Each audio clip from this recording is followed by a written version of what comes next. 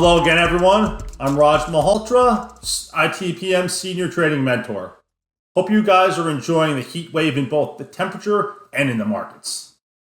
One thing very much on my mind was last week's CPI number. Literally nobody was calling for a top-line CPI number to be flat, and obviously the stock market initially liked it. However, it's very important to drill down further and figure out what it means for you going forward. So let's look at this chart here. We haven't seen core goods in deflation since early 2020. Even more surprisingly to me, you have to go all the way back to February of 2004 to see the level of core goods deflation that we had in May. So one would have to guess that other services would have had to be higher to compensate. However, look at this chart here. So core CPI, that measures inflation minus food and energy. You see in here super core CPI. This goes further and excludes both rent and housing and is meant to measure necessary monthly service costs like haircuts, plumbing, heating, lawyer fees, childcare, etc. So core goods and core services both were lower in May. So obviously that means the only thing that was up was housing. But this should be a bit of a relief to the low-end consumer. So obviously 1 month could be a blip, but what it does make likely, it means that rate hikes are likely off the table as the next move, and it will be a cut at some point, not sure when.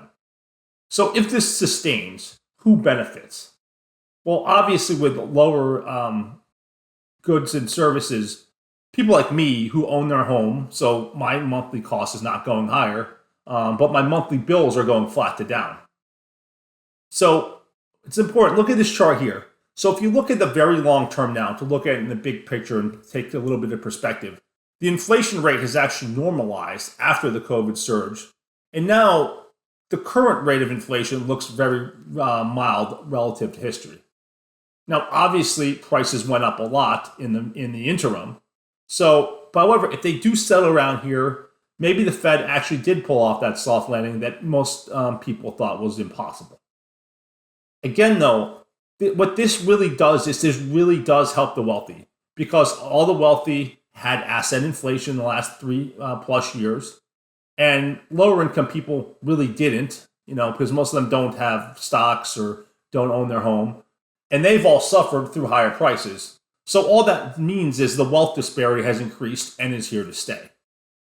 So is this more of the rich get richer? Seems likely. So before we go into some other things, let's look at some of the market moves that occurred, some of which were predictable and some not so, and more importantly, what it means for you going forward. So let's look here at the chart of the 10-year yield. It's down about 25 basis points. It's a CPI number, which isn't surprising. Given that move, one would think that long-duration assets would have rallied aggressively. Now, that's clearly happened in tech, as I'm sure you know. However, sectors like biotech or small caps, those should have been beneficiaries, and they have not participated in this rally. In fact, if you look at it since CPI, the XBI, which is the biotech ETF, it's down 3% since the July 11th close. The IWM, which is a small cap ETF, rallied initially on the day CPI was announced, but now it's essentially flat since June 11th, even with that rate move. Compare that to the S&P, which is up over 2% since that date. The Nasdaq's up almost 4%. And a stock like NVIDIA, which is now the biggest company in the world, is up 12%. So like I said, what happened here was the rich got richer. And this is a continuation of the trade that's been the best trade since the beginning of 2023. So while the CPI number should be good for everybody, maybe it was, maybe it wasn't. But is this CPI number a worrying sign, especially for the little guy, for both the consumers and for small cap stocks? So let's look at consumers first. Well, look at this chart here. So despite inflation have subsided, workers are very bearish on income growth. In fact, according to the University of Michigan sentiment, it is at its lowest sentiment since 2012. So think about this. Could this be why inflation has come down? Is this because the masses are getting squeezed and the top 1% continue to just get richer? Are they getting squeezed, and have they stopped spending or cut back on spending? And if that's so, this is actually demand driven, not supply driven? And should that happen, will this eventually cause a slowdown, or dare I say the big R, recession, which pundits have finally stopped talking about? It wouldn't be the first time they're wrong, and so we'll see. But something definitely to keep in mind. Now look at this chart here. It's the same story with the sentiment for housing and people being able to afford them, especially the lower end, and new first-time home buyers. Is this another warning sign? I mean, not for today, but maybe 6 months, 12 months forward. This could be another warning sign for the little guy, and maybe this might actually be a bearish indicator in the future. Another thing to think about is, should Biden get reelected? To me, it's almost a certainty that rich-poor dichotomy will continue. Despite all the bluster, look at Biden's policies. All of them are intended to benefit big tech and the elites, and meant to screw the little guy on Main Street. And I can assure you, if he's reelected, that won't change. In fact, it may only get bigger. So if Biden is reelected, my view is 2025 will not be good for the economy, unless you're in that top 1%. And from there, stock prices are likely to follow. But again, we're not there yet. That's for something in the future. So let's focus on the short term. So in the short term, let's look at big caps versus small caps. So as you know, the S&P is at an all-time high, or right around it. So one would think that the Russell 3000, which is made up of the S&P 500, the mid cap, and the Russell, the small cap 2000, that you would think that they have a lot of 52-week highs. But look at this here. The Russell 3000 actually has more 52-week lows than 52-week highs, even though the stock market is at an all-time high. You might think, how is that possible? Well, it's possible because all these lows are predominantly in the small cap sector. And again, it's the rich get richer, the poor get poorer. Even on a short-term basis, look at this data set.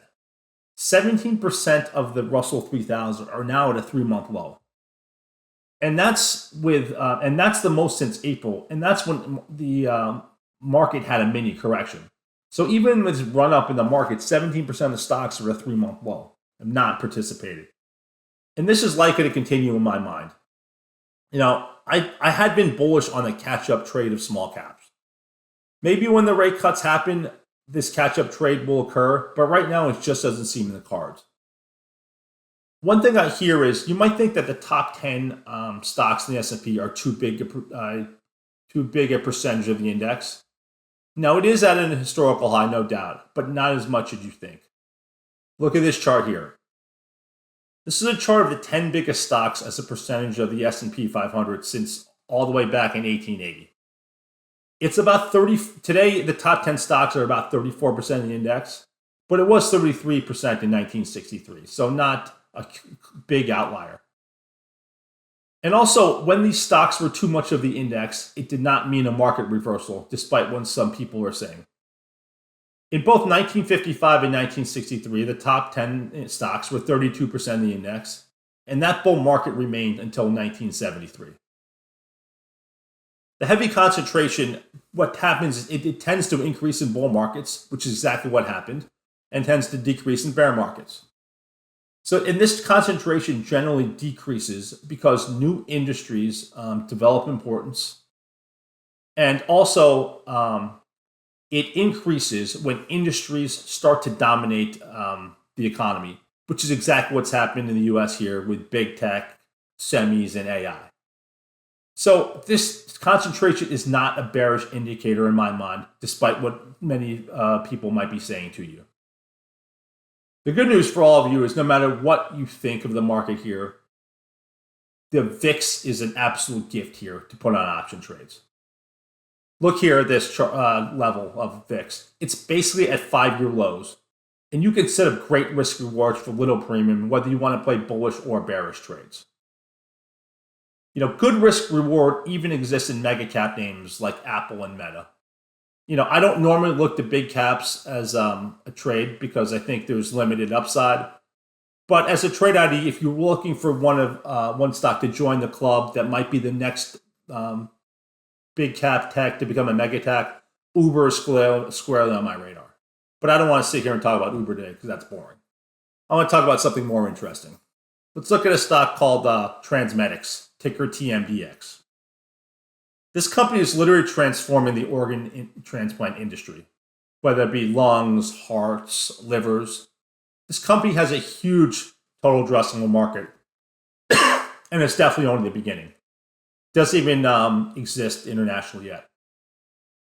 Even though the stock is a small cap, it has rallied a lot this year, which has bucked the trend of the other small caps. And I think it has much more to go. And I do like when a stock clearly outperforms its peers. So, one thing I think will happen is, rich people will continue to, have organ transplants, and with the rich getting richer, maybe they'll start taking poor people's organs. Or Hillary Clinton's political opponents' livers will start to disappear, and TMDX is there to help. Of course, I'm kidding, but I do think this company has a big runway to growth. So in terms of trade, I'm looking at an August call spread. On August 155, 195 call spread costs around $10. Should it go to 195, it'd be worth 40, and that you'd make a 3-to-1 payoff as a risk reward. Calendar spreads also work well here. I just don't want to go through it today. But like I said before, I don't anticipate a big sell-off in the market, possibly until 2025. However, there are big warning signs. And what if I'm actually wrong on that? What if my timing is wrong and it happens much faster than I might expect? The good news is you can set really good risk rewards on trades, especially to the downside. So if you're having trouble finding shorts or just want a good portfolio hedge and you still think the little guy is more vulnerable, you could just simply look at the IWM. I mean, what if it just sold off 12% this summer? Certainly could happen. And if that happened, you could just set up the August 186, 176 put spread and pay 79 cents for it. Should that stock go down 12% to 176, you'd make $9.21 per spread, almost a 12-to-1 payoff. I mean, so think about it. If you had a $100,000 portfolio, even if you were long or you couldn't find shorts, say you just spent $2.5 for $3,000 on that trade and lost it. Who cares if you had a lot of longs that would make up for that? But if you spent $3,000 and made close to $35,000, that could absolutely save your portfolio. Or if you're just outright bearish and put that trade on in size, it could turn you from one of the little guys to one of the big guys like me. With that said, I'm Big Raj Malhotra. I hope you enjoyed it. Hope to see everyone at the big boy table.